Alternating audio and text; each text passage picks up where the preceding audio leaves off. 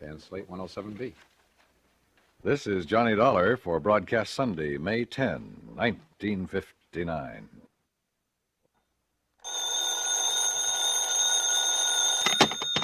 Johnny Dollar. Johnny, this is Ray Connolly. Oh, yeah, over at Continental Insurance Company. That's right, yeah. Oh, what's the problem, Ray? Problem? No problem at all, actually. Oh? Are you busy tonight, Johnny? No plans at all. Well, you see, my wife's out of town for a few days, and Johnny, well, I wonder if you'd have dinner with me tonight. Can you do that? Why, sure, why not? Good. Just name the time and place, and I'll meet you there.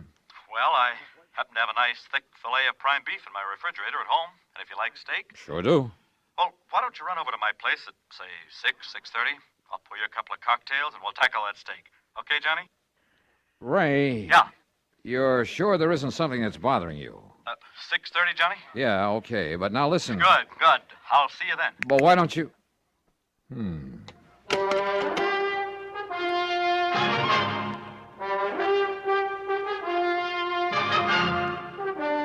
Bob Bailey in the exciting adventures of the man with the action-packed expense account. America's fabulous freelance insurance investigator. Yours truly, Johnny Dollar.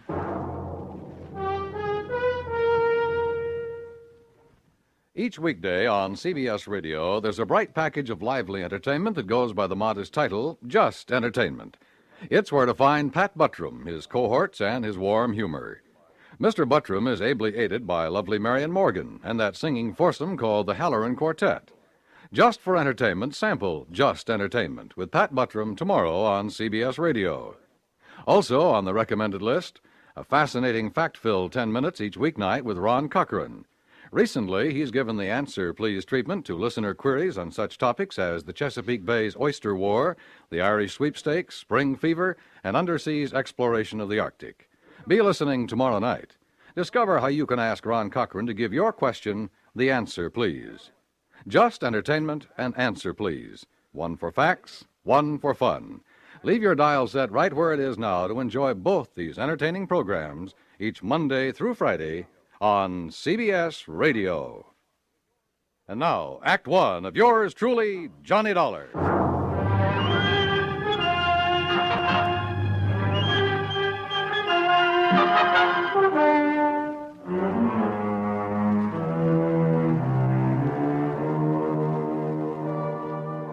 Expense account submitted by Special Investigator Johnny Dollar to the Continental Insurance Company, Home Office, Hartford, Connecticut.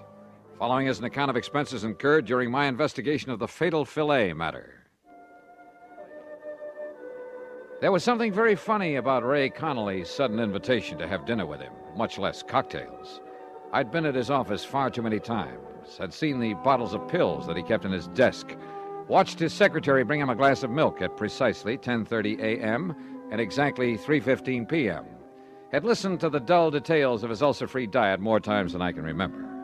So when Ray said cocktails, come on now, Dollar, stop trying to build up a case out of nothing. And yet, for reasons that will be made clear later in this report, everything goes on expense account. Item 1, $1.40 for a cab to Ray's apartment. It was 6:30 on the nose when I pushed the doorbell. Oh, and I decided that if he did have something bothering him, I'd let him get around to it in his own sweet time. I wished later that I hadn't. Johnny, I'm glad to see you. Come in. Yeah, how are you, Ray? Well, you know how it is. Those ulcers been kicking up on you again? Yeah, a little. Sit down, Johnny, sit down. Sure, thanks. Now, what would you like? Martini, Manhattan? Got a plain old scotch and soda lying around? I certainly have. Have it for you in a second. Never touch it myself anymore, of course. You mean you're not drinking with me? Maybe I'll have a glass of milk and... Let's see. Yeah. It's time for me to take one of my pills. There you are, Johnny. Thanks. But did it ever occur to you, Ray, that if you'd stop worrying so much about that gut of yours, you might not have so much trouble with it? Johnny, it's easy to see you never had an ulcer. No, sir, and I don't ever intend to. Well, So- if you were in my end of the business, there's something just happened that I want to tell you about. Oh? Yeah, later. Incidentally, the steak we're having is the most beautiful thing you ever saw. Well, come on, I'll show it to you while I get a glass of milk. Okay. I guess my wife ordered some groceries sent over from Morris Baines Market before she left. I told you she's away. Yes, she did. Yeah, left yesterday. Well, the steak was delivered last night, along with some other things. There. How about that? It looks like you could cut that with a fork. Prime beef. Excuse me, I'll get my glass of milk. Sure. Hey, how do you like your steak, by the way? Only one way, blood rare. Well, of course, I'll have to have mine rather well done. So I'll just cut the filet in half, and it'll be no problem at all. Ray, what about this thing that happened in the office you were going to tell me about? Later, Johnny. Later.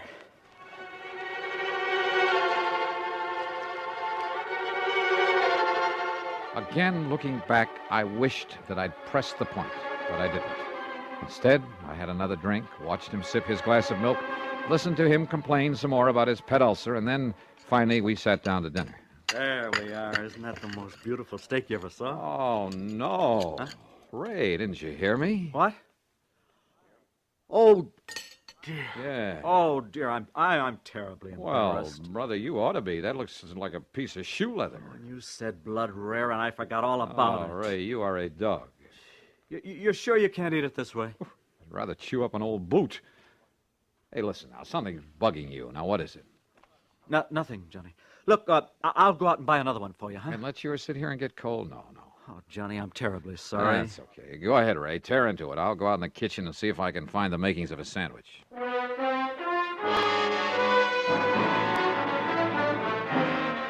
I could have killed him overcooking a perfectly good steak that way. But instead, I made myself a sandwich and stuck around. Because I knew that sooner or later he'd tell me his real purpose in having me come over. And later he did. At least he started to. We had washed the dishes, then gone back into the living room. I had settled down with a third cup of coffee and a cigarette, and he was sipping at another glass of milk. It's just that I don't like being threatened, Johnny. Threatened? Heaven knows I have enough trouble keeping this ulcer under control with just the daily run of problems I have to face at the office. Well, what do you mean by You know, people demanding more from their insurance than they deserve. People filing claims when they aren't entitled to any insurance at all, and then trying to... Oh! What? Nothing, Johnny. I just... I'll be all right. You forget to take one of your pills, Ray? No, but maybe I better take another. Oh, yes, me. You're taking too many of them. But what was this talk about being threatened? Well, Johnny, this fella by the name of... Oh, no. Ray. Johnny! Ray, what's the matter? This pain in my stomach, it's killing me. Easy now. Here. Let me get you on the sofa. Oh, medicine, quick, please. There you are. Now, what medicine? Anything to stop this, Johnny. I grabbed the telephone and called Dr. Ramsey. But because of a traffic tie-up, it was nearly half an hour before he got there. Meantime, Ray lay on the sofa getting paler and paler until he was white as a sheet. The doctor, completely familiar with Ray's ulcer problem, did what he could. But after 45 minutes, realized things were getting beyond his control, so he called an ambulance. Another half hour. And yeah, by the time they got him to the hospital, in spite of injections and oxygen along the way, Ray Connolly was dead. Act two of yours truly, Johnny Dollar, in a moment. Tibet in the news. Who's an expert on Tibetan affairs? Who was the personal guest of the Dalai Lama in happier times at the top of the world? Why, Lowell Thomas, of course. Ask us another part of the world, and there's every chance the answer again would be Lowell Thomas. The roving raconteur has been just about everywhere, seen just about everything. So when a story breaks, he has that extra edge of intimate first-hand experience to give extra dimension to his reporting. One of the most colorful men in the industry, one of the most striking different sounds on the CBS radio network is Lowell Thomas, heard every Monday through Friday evening with his fascinating reporting. Only a network could bring you a Lowell Thomas. Only the CBS radio network does. Remember, the keen mind and formidable experience of this noted world traveler, lecturer, raconteur, and CBS newsman is an exclusive with the affiliated stations of CBS Radio. Monday through Friday evenings, don't miss Lowell Thomas. And now, Act Two of yours truly, Johnny Dollar and the Fatal Filet Matter.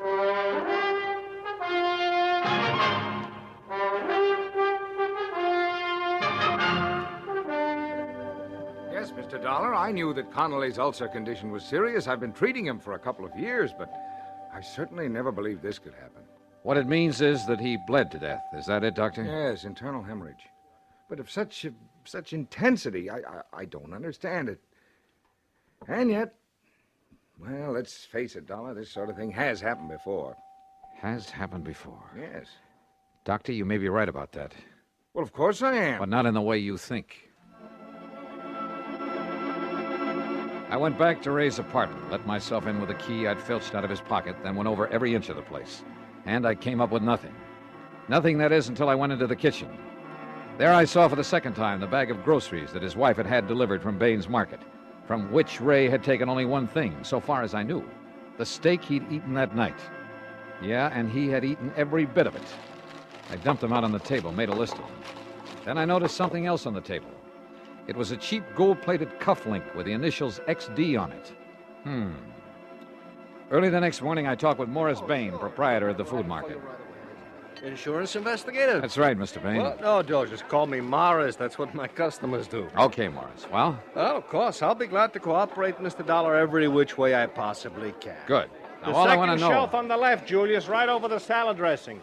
I gotta keep canned snails. I gotta keep for some of my special customers. But how people can eat those, I don't know. Oh, good morning, Mrs. Beckham. It's a lovely morning, isn't it? Now, Morris... Oh, yeah, you wanted information. Yes. Oh, Mrs. Vandersloot, how are you, huh? How's your nice little doggy this fight? No, get him out of here before he does. No, get outside, out. Oh, what's your problem with dogs in the store? Yeah, I'm sure. But now, do you have a customer by the name of Connolly? Mrs. Connolly? Sure, lovely woman. She was in here only the other... Oh, how do you do, Miss Keena? How's my little sweetheart today, huh? We got a special on those fancy Morris, canned chestnuts Morris, with the light syrup listen that to you me. like. Mrs. Yeah? Connolly was in here when? The day before yesterday. Oh, how's her husband, Mr. Dollar? Is he still suffering from those terrible ulcers? No, not anymore. Oh, it's a miracle. Hardly. The point is, she ordered some stuff from you. Yeah, that's right. We delivered it, too, day before yesterday. What? What did she order? Well, right here in the office, Mr. Dollar, I'll tell you exactly what went over there. But exactly. Good. You wanted breakfast cereals, madam, right there in the second aisle. Yeah, you're welcome. Now, right here in this pile of bills is the one for whatever the... here we are. Mrs. Ray Connolly. Good. Let me compare with the list I have. Sure. Julius! Julius, take care of Mrs. Freeband there by the cheese. Such a time I have with her help. And such an exclusive clientele, you have no idea. Well, did you find what you're looking for? Yeah, everything checks, except for one thing, the steak you delivered. Steak? That's right, a prime filet, but it's not on the list. We don't sell meat. What? No, of course not. Sadie, double-check the Hathaway order. Somebody made a mistake last week. Wait a minute. That's a good girl. You're sure your delivery boy didn't take a steak to the Connollys? How could he? Oh, fine. No, But we thanks don't anyway, even sell Morris. them. No, it's a pleasure anytime. Be seeing you. Yes, sure. Sadie, did you deliver the Broomfield order, Xavier? So, So do it right now away. we try a different tack. Item 2 or 3, whatever it is, a dime for phone call to Dr. Ransom. I suggested he take whatever steps were necessary to make a complete examination of the stomach of the now deceased Ray Connolly. Item 4, 85 cents for a cab to the office of Continental Insurance.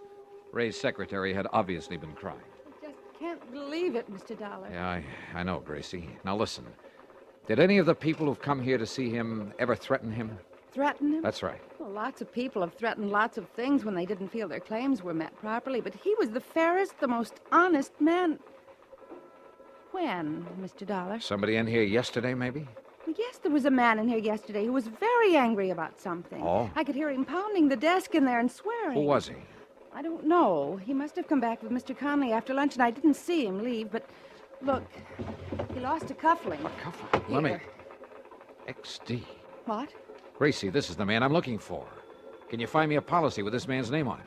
Just from these initials with all the policies on file? Probably a beneficiary whose claim was settled or refused. You say the man, Mr. Dollar. Yeah, Gracie. The man who murdered your boss.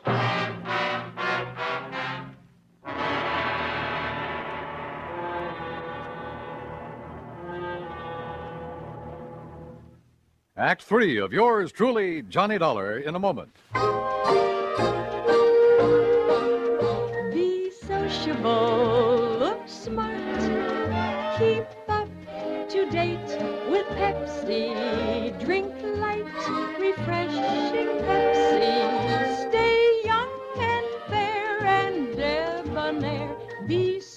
sociable. Have a Pepsi. When friends drop in, let your hospitality show you're sociable in the modern manner. Pepsi, you know, is the favorite of the smart and young at heart. Be sociable, look smart, keep up to date with Pepsi. Drink light, refreshing Pepsi. Stay young and fair and debonair. Be sociable, have a Pepsi. Have you tried a Pepsi lately? And now, Act 3 of yours truly, Johnny Dollar. Expense account item 5, another dime for another call to Dr. Ransom. Yes, the autopsy had been made. And yes, they had found enough ground glass in the stomach of Ray Connolly to kill 3 men. That's why Ray, with his ulcer condition, had gone so fast. While he was with you, Johnny, the police would like very much to talk to you. Well, certainly they don't think I did it. Well, of course not. At least, Yeah? Well? well, after all, you were with him at the time when he ate that filet. Okay, Doc. I'll get in touch with him. Item 6, 10 cents for another call to Ray's secretary at Continental Insurance. Yes, Mr. Dollar, I have. Nice going, Grace. What's his name? Xavier Donato. The folder was still at Mr. Conley's desk. Donato. And the address? 13425 Sunset. Sunset. Got it. And listen, the reason he was angry with Mr. Conley... Yeah? He was named as beneficiary of his father's life insurance policy. Yeah? But his father just committed suicide. You see what I mean? Yeah. Donato couldn't collect. Yes. I mean, no, he couldn't. So... Gracie, you're a doll. Item 7, $2.50 for a taxi to the address far out on Sunset Avenue. It turned out to be an old ramshackle rooming house in a pretty lousy neighborhood. Sure, look for yourself, but I tell you, he ain't here anymore. When did he leave? Yesterday morning, bag and baggage. There you are, see for yourself. Now, don't tell me he's still living here. Well, I can't say that I blame him. What's that?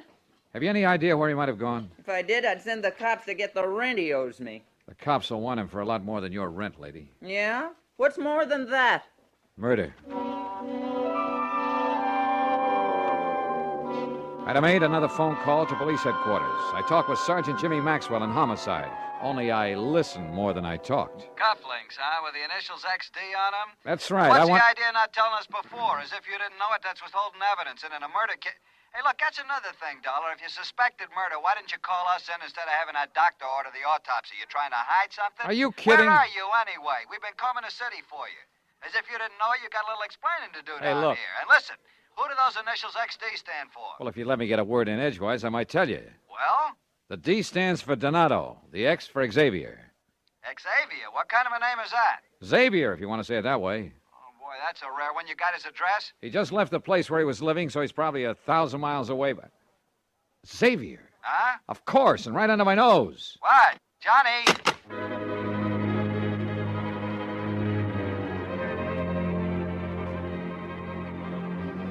Maybe I should have told him more, everything I knew. But I didn't want to have to wait for the police or anybody else. Ray had been a friend of mine, and to bring his killer to justice was all I cared about. As for that name, Xavier, of course I'd heard it, only a few hours before. And for some stupid reason, it had never occurred to me that it began with the letter X. Item 9, $1.50 for another taxi. This time to the... Yeah, you guessed it. Excuse me, please. Julius, Pardon me, will you how many please, times madam? do I gotta tell you? You pack the vegetables on top. Morris! The pan goes in the bottom, huh? Morris, come over here. Mr. Dollar.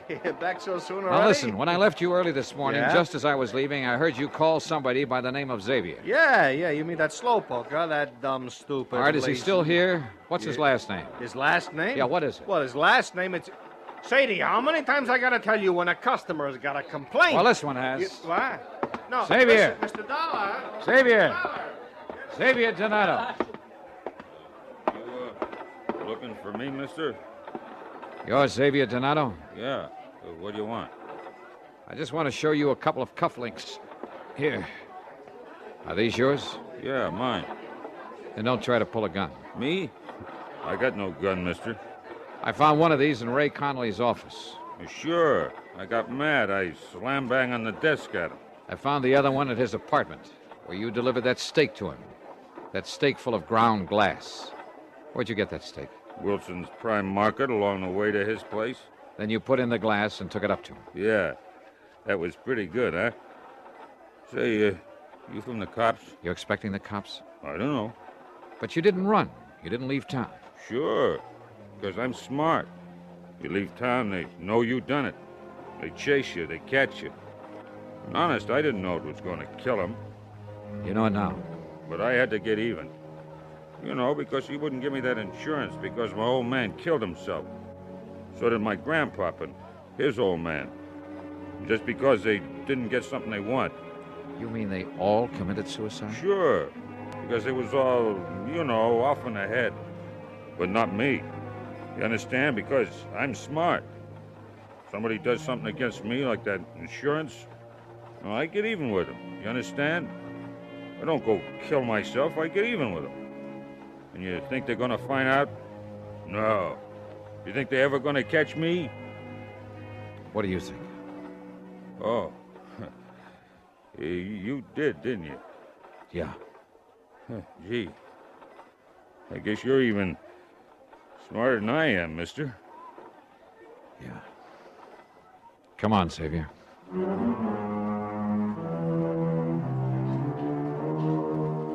Prison? I doubt it. Not with a family history like that.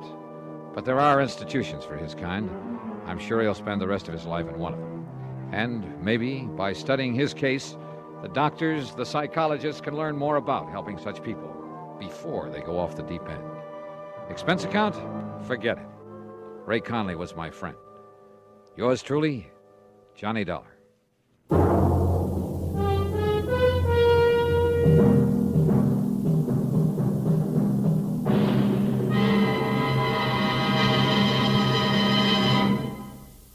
Our star will return in just a moment.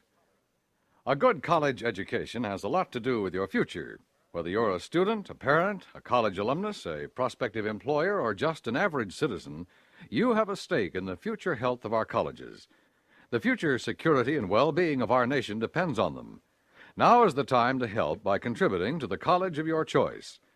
Just as our elementary and high schools have become overcrowded, so now our colleges are threatened by the increased school population. Funds must be forthcoming now to expand college facilities and hire more professors. Otherwise, our colleges will be unable to handle the millions of future students seeking entrance. If we are to keep pace with the Russians in scientific developments, if we're to improve our standard of living and maintain our free way of life, we must have greater college facilities and have them now. For more information, write for a free explanatory booklet to Higher Education, Box 36, Times Square Station, New York, 36. Now, here is our star to tell you about next week's story. Next week, a pair of twins. And believe me, they bring me a double dose of trouble. Join us, won't you? Yours truly, Johnny Dollar.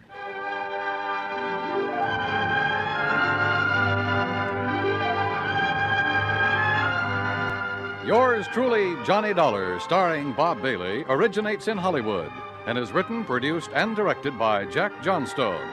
Heard in our cast were Virginia Gregg, D.J. Thompson, Jack Edwards, Marvin Miller, Larry Dobkin, Harry Bartell, and Frank Gerstle. This is Dan Cubberly speaking.